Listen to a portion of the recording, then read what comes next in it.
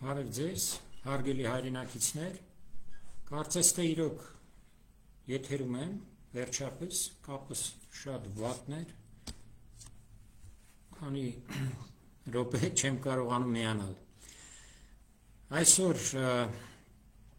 չափազանց հետաքրքիր օր է Հայաստանի պատմության համար, կարելի է ասել այսօր Փաշինյանական հերիտեկոսական շարժման ինքնաբացահայտման և ինքնահռչակման օրն է, սա պատմական օր է, գիտեք աշխարհիկ իշխանության ղեկավարը, Հայաստանի Հանրապետության վարչապետը, գործող վարչապետը, կարգալույծ է հայտարարել ազգային ժողովում ամենայն հայոց գործող կաթողիկոսին, միաժամանակ կարգալույծ է հայտարարել նաև Սուրբ Էջմիածնի միաբանությանը և փաստորեն ողջ հայ եպիսկոպոսական դասին։ Սա ինչ է նշանակում, պատկերացնում եք, օրինակ Ֆրանսիայի նախագահը ելույթ ունենար Ֆրանսիայի խորհրդարանում և հայտարարեր օրինակ Հռոմի պապի կարգալույծ լինելու մասին, ասել ես հայտարարում եմ, որ Հռոմի պապը և նրան, ինչպես ասում է Փաշինյանը, նրա բառերն են, մայրաթոռը բռնազավթել է Հռոմի պապը բռնազավթել է ուրեմն Վատիկանը և իր նման մի խումբ կարգալույծ խմբակի հետ կամ Անգլիայի վարչապետը ելույթ ունենար ասել ես այսօր դարձյալ Մեծ Բրիտանիայի խորհրդարանում ելույթ ունենար ասել ես կարգալույծ եմ հայտարարում անգլիական եկեղեցու առաջնորդին կամ չգիտեմ Ռուսաստանի նախագահը հայտարարեր, թե ինքը կարգալույծ է հայտարարում ռուսական եկեղեցու պատրիարք Կիրիլին, սա առհասարակ որևէ եկեղեցական կանոնի կամ պետական օրենքի, միջազգային օրենքի որևէ նորմի չի համապատասխանում այսպիսի վարքագիծը, բայց մենք գիտենք իհարկե, որ այս ամենի դրդապատճառները քաղաքական են,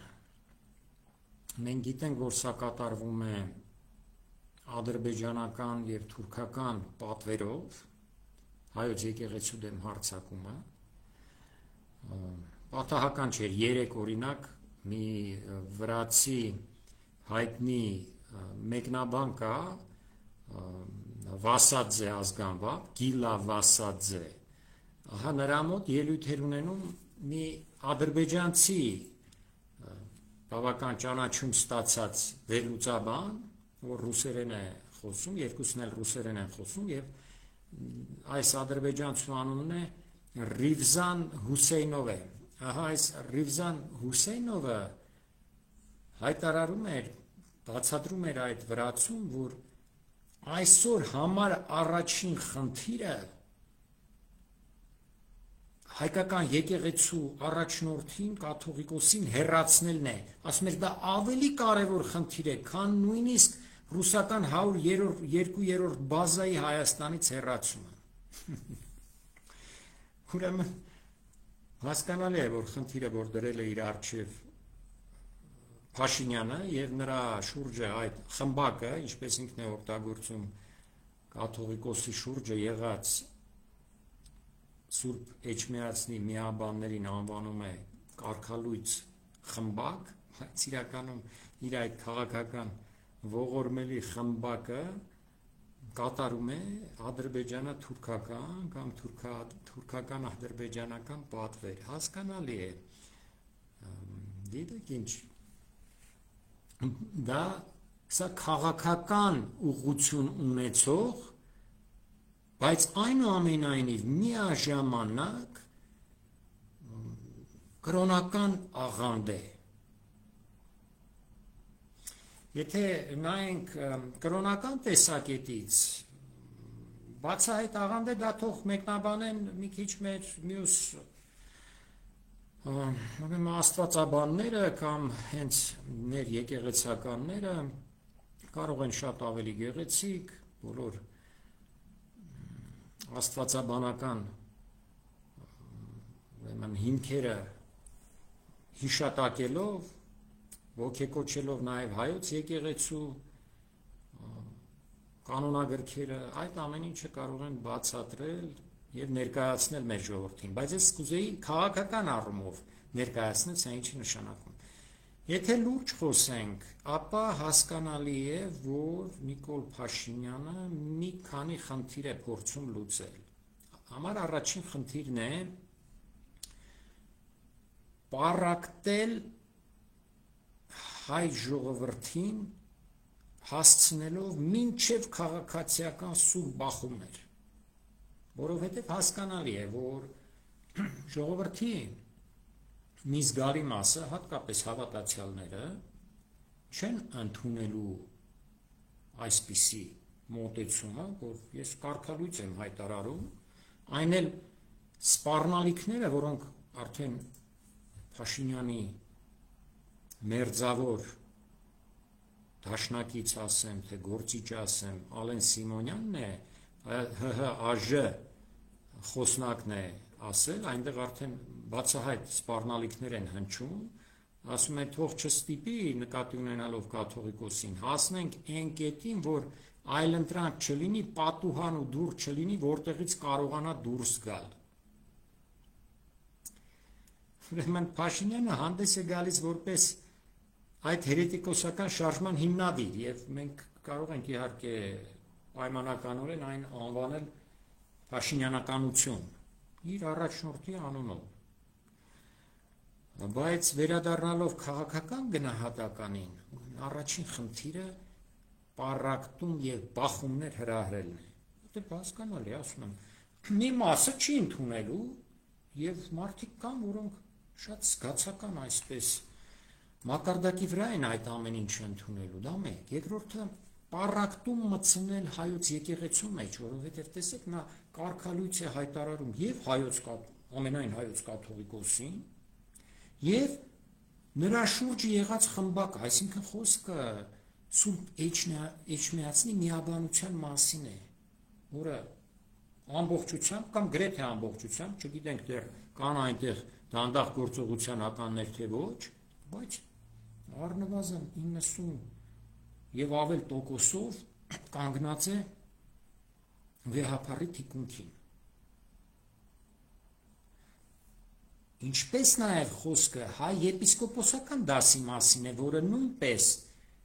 առնվազն 90%-ով դարձյալ կանգնած է հայոց վեհապարի թիկունքին։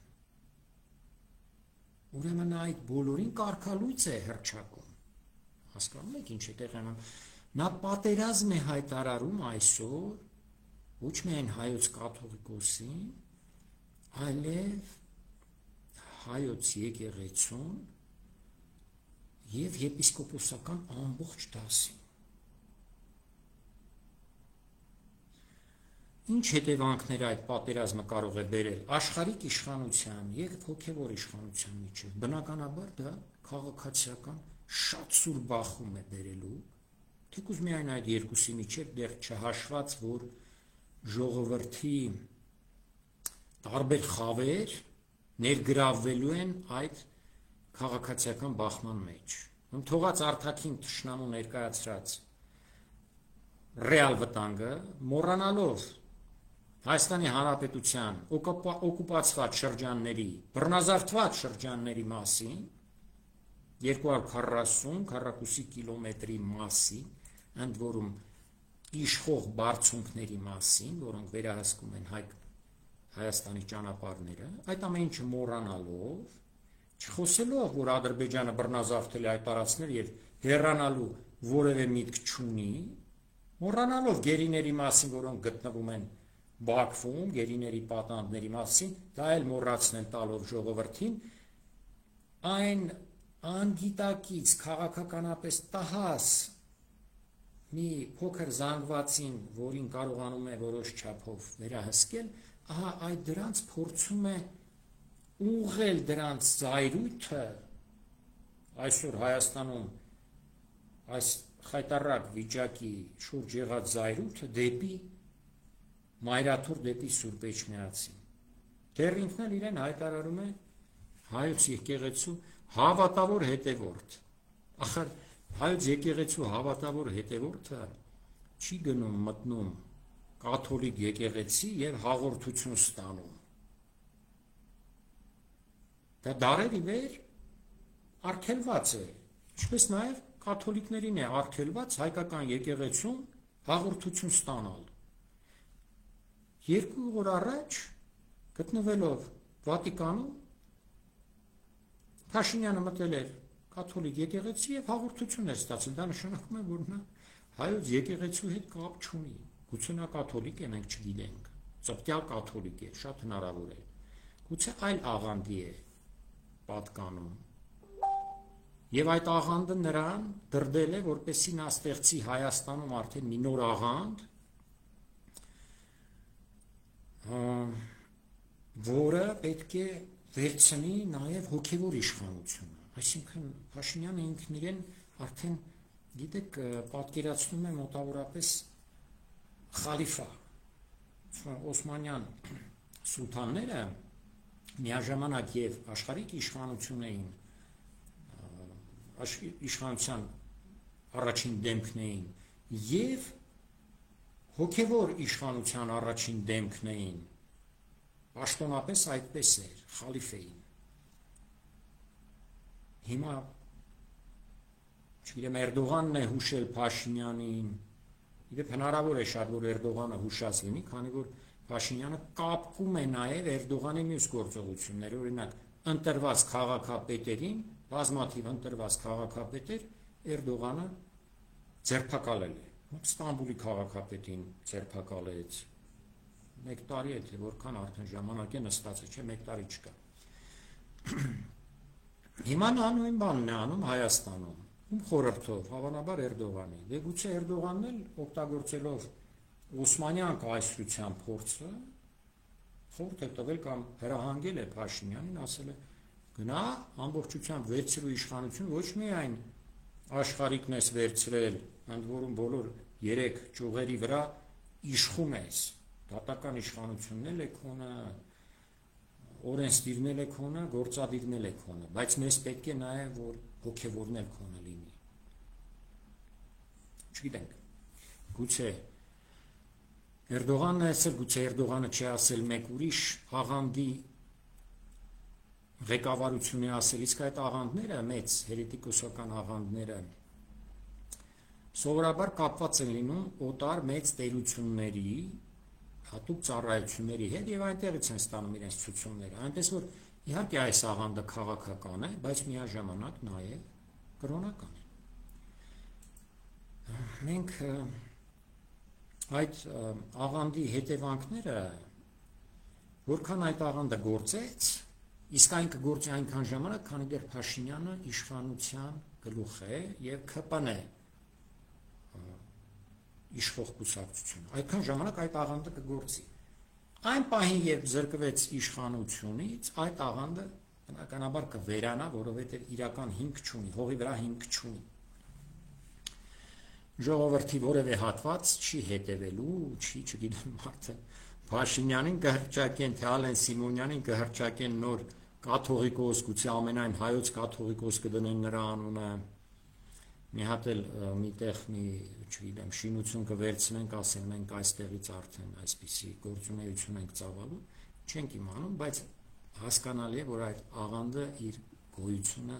հիմնականում ավարտելու է, որևէ ազդեցություն այլևս չի ունենալու, հենց այն պահից, երբ վերացավ ՔՊ-ի եւ Փաշինյանի իշխանությունը։ Իսկ քանի դեռ կա, այդ աղանդը գործելու է եւ ավիրելու է այն, ինչ կարող է, այնքան, որքան կարող է։ Ինչ կարելի ասել այս կապակցությամբ։ Ես ուզում եմ դիմել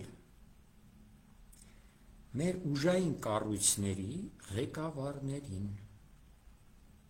ինչպես նաև լրագրողներին, որ նրանք նույնպես այս նույն հարցը, որ ես հիմա կտամ,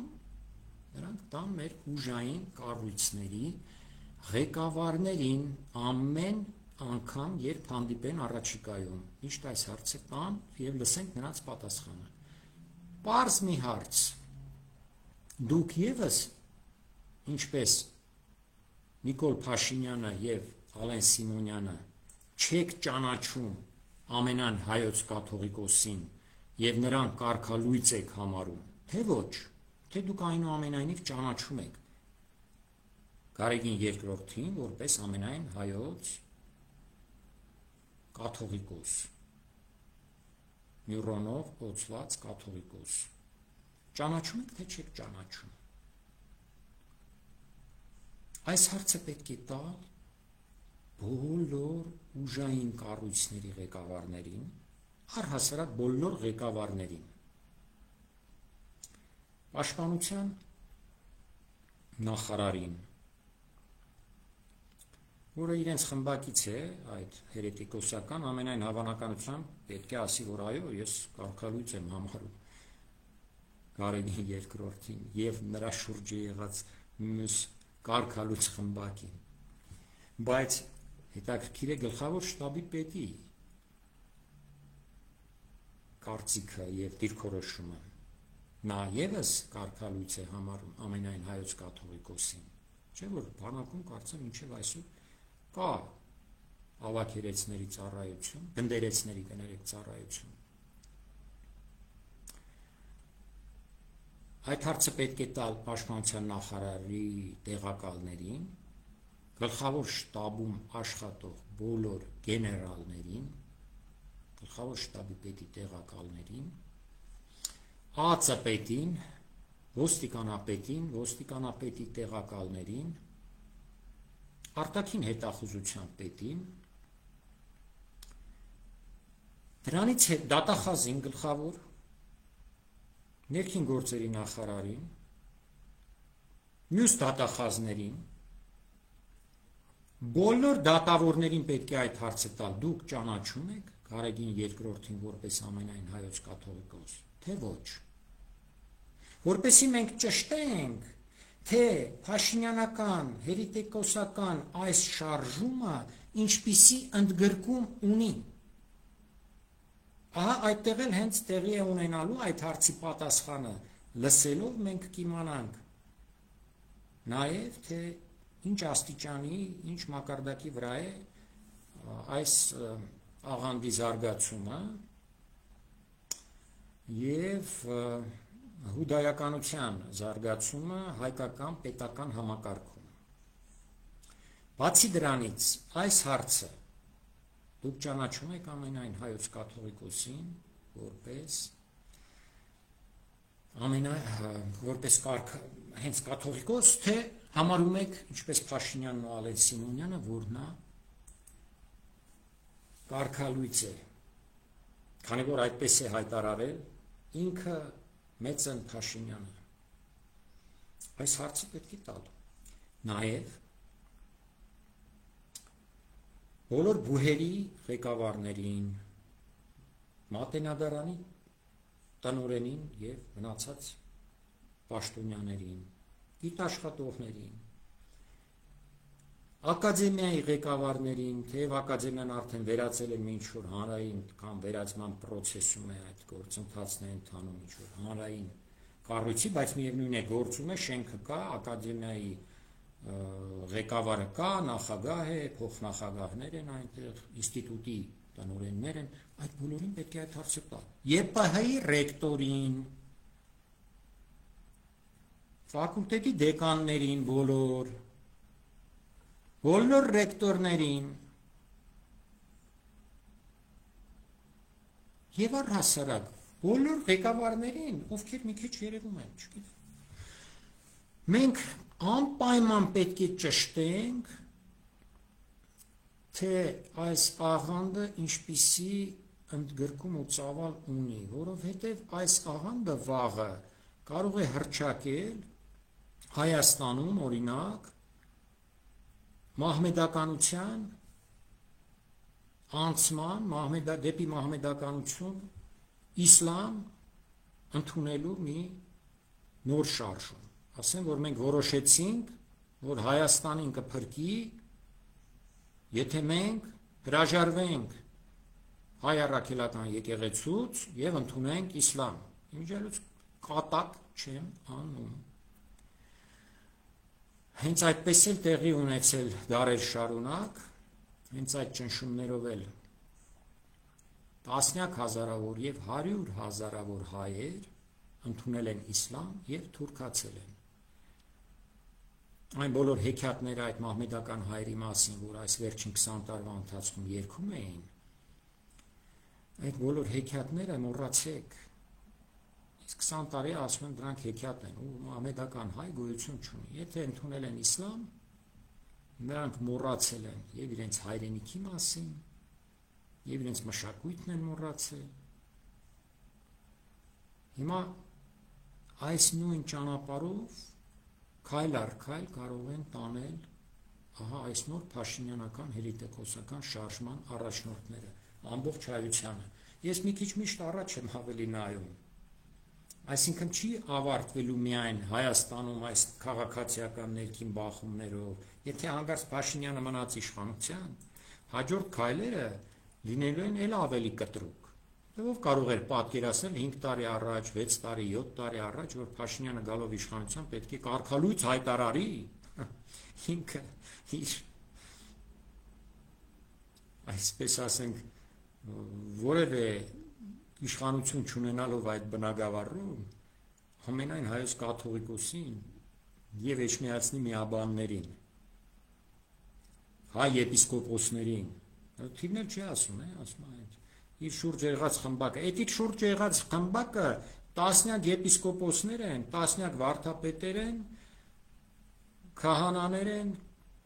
եւ այլն, այդ բոլորին այս մարդը կարգալույց է հռչակում, քանի որ նրանք եթե կանգնած են վեհապարի կողքը, ուրեմն ըստ Փաշինյանի նրանք ուրեմն կարգալույց են արվում իր կողմից։ Եթե իհարկե ունենայինք դատական իշխանություն, իրավապահ մարմինները գործին, նրանք պետք է իրենց գնահատականը տային շատ խիստ եւ ոչ թե կարգալույց անեին Նիկոլ Փաշինյանին, նույն օրը պաշտոնանկ անեին, նույն օրը ձերբակալեին։ Այնպես մոտավորապես ինչպես տեղի ունեցավ օրինակ Հարավային Կորեայում, երբ Հարավային Կորեայի վարչապետը, եթե հիշում եք, վերջերս էր, անցյալ տարի էր, եթե չեմ սխալվում, անցյալ տարի էր կարծես թե, հռչակեց, հանկարծ ինքն իրեն հռչակեց արտակարգ դրություն երկրում։ Եվ ինչին դա բերեց նրան, որ նրան ձերբակալեցին եւ դատեցին։ Եվ հիմա նա իր ժամանակը անցկացնում է բանտում։ Ահա թե որտեղ է Փաշինյանի տեղը, ճիշտ տեղը։ Բայց քանի որ մեզանում իրավապահ մարմինները ամբողջությամբ վերնախավը գոնե ենթարկվում է գործող իշխանություններին, այսինքն շատ հնարավոր է, որ կամաց այս իրավապահ մարմիններից սկսած, ուժային կառույցներից սկսած այս աղանդը ձեռք բերի ավելի առարկայական ինչ-որ գծեր։ Եվ շատ հետաքրքիր կլինի, դա էլ հետաքրքիր կլինի դիտել, եւ մենք կպարզենք, որ այդ աղանդը բաղկացած է պաշտոնյաներից առաջին հերթին։ Պաշտոնյաները այդ աղանդի ներկայացուցիչն են։ Եվ դրանից հետո էլ արդեն կարվեն այլ եզրակացություններ, կարող է վերհիշենք մի քիչ Մարքս-Լենինյան տեսությունը դասակարգային պայքարի մասին, երբ պաշտոնյաները, որոնք սովորաբար նաև մեծահարուստներն են մեզանում, մի կրոնական եկեղեցական ուղղության հետևորդը, իսկ ժողովրդի մեծամասնությունը մեկ այլ իր ավանդական, հայկական, հարազատ, առաքելական եկեղեցու հետևորդ է։ Բայց այդ հարցը պետք է տալ, հարցի պատասխանը պետք է ստանալ, եզրակացությունները պետք է անել։ Մենք մի խնդիր ունենք։ Ամենայն հայոց կաթողիկոս Գարեգին II պետք է ամուր կանգնի իր դիրքերում, իր շուրջը եղած հայ հոգևորականների հետ միասին եւ որևէ դեպքում որևէ զիջման չգնա, այլ ընդհակառակը հաշվելով բոլոր քայլերը դիմի բոլոր հնարավոր հարձակողական, հակահարձակողական ավելի շուտ միջոցների հեռացնելով այս հերետիկոսական շարժումը հայոց եկեղեցուց, հայտարարելով այդ մասին,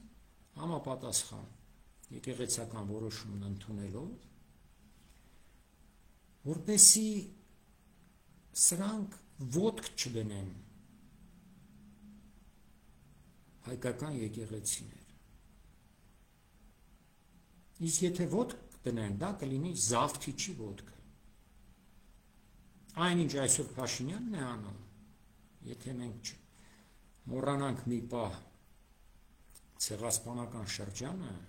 այդպիսի քայլեր հայոց եկեղեցու ղեկավարության հանդեպ չեն արել նույնիսկ օսմանյան սուլթանները, Սասանյան եւ Սեֆևյան Իրանի ղեկավարները փորձել են, այսինքն մեկ-երկու անգամ եղել են նման փորձեր, բայց ընդհանրապես դա եղել է շատ անսովոր մի բան։ Ես կարծում եմ կաթողիկոսը, եթե մնաց իր դիրքերում, եւ ես մեծ հույս ունեմ, որ այդպես էլ կլինի, որևէ բան անել չեն կարող։ Այդ խոսակցությունները թե կձերբակալենք, կկալանավորենք կաթողիկոսին եւ այլն, նախ ես չեմ հավատում դրան, քանի որ դա իսկապես միջազգային ահռելի մեծ մի սկանդալի առիթ է տալու եւ Փաշինյանի դեմ այսպես թե այնպես, չնայած նա ունի աջակցություն իհարկե մեծ տերություններից, առաջին հերթին արևմտյան տերություններից, այնուամենայնիվ դա մարսել չեն կարող, որովհետև դա նույնպես միջազգային նախադեպ է եւ ամենայն հայոց կաթողիկոսը միայն Հայաստանի հայ բնակչության կաթողիկոսը չէ, այլև ամբողջ հայության, որը սփռված է ամբողջ աշխարհով մեկ։ Այսինքն ձերբակալելով կամ կալանավորելով ամենայն հայոց կաթողիկոսին, Փաշինյանը խնդիր է ստանալու աշխարհի բազմաթիվ տասնյակ երկրներում եւ այդ երկրների հայության ներկայացուցիչներից շատ-շատերը դիմելու են իրենց պետությունների ղեկավարներին, պահանջելով ճնշում գործադրել Հայաստանի իշխանությունների վրա, որպեսզի այս խայտառակությանը վերջ տրվի։ Այնպես որ ես չեմ հավատում, թե Փաշինյանը կգնա ամենայն հայոց կաթողիկոսի ձերբակալությանը կամ կալանավորմանը։ Իսկ եթե արեց նույնիսկ այդպիսի մի քայլ, ահա ասեցի, միջազգային ասպարեզում կունենան նմանատիպ ճնշում, հայոց կաթողիկոսը կմնա հայոց կաթողիկոս, ինչ որ մի համապատասխան վայրում, բայց նա որևէ կերպ չի դադարի լինել ամենայն հայոց կաթողիկոս։ Հաղթանակը այս բնագավառում անպատճառ մերն է լինելու, եւ Փաշինյանը կատարել է սարսափելի սխալ հաշվարկ կամ գուցե ստիպված է կատարել, ենթարկվելով իր օտարերկրյա տերերին, այդ թեթևամիտ հաշվարկը տապալվելու է եւ նա մնալու է իր խմբակի հետ միասին կոտրած տաշտակի առջև, թե Հայաստանը որքան կորուստներ կունենա այդ ճանապարհին, այս պահին դժվար է ասել, բայց միաժամանակ Հայաստանը կարող է ձեռքբերումներ ունենալ եւ դուրս գալ ճահճային այս իրավիճակից, հենց պայքարի միջոցով։ Հենց պայքարն է լինելու մեր վերածննդի գրավականը։ Այսքանը, շնորհակալություն, բարի գիշեր։